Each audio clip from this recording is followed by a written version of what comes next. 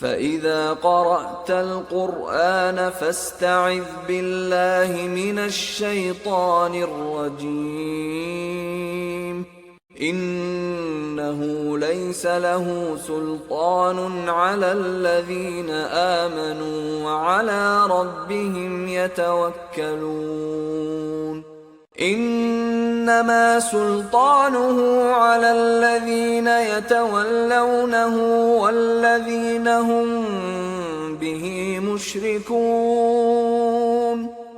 اور جب تم قرآن پڑھنے لگو تو شیطان مردود سے خدا کی پناہ مانگ لیا کرو کہ جو مومن ہیں اور اپنے پروردگار پر بھروسہ رکھتے ہیں ان پر اس کا کچھ زور نہیں چلتا، اس کا زور انہی لوگوں پر چلتا ہے جو اس کو رفیق بناتے ہیں اور اس کے وسوسے کے سبب خدا کے ساتھ شریک مقرر کرتے ہیں۔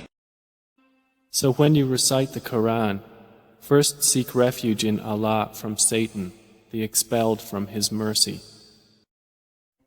Indeed, there is for him no authority over those who have believed and rely upon their Lord.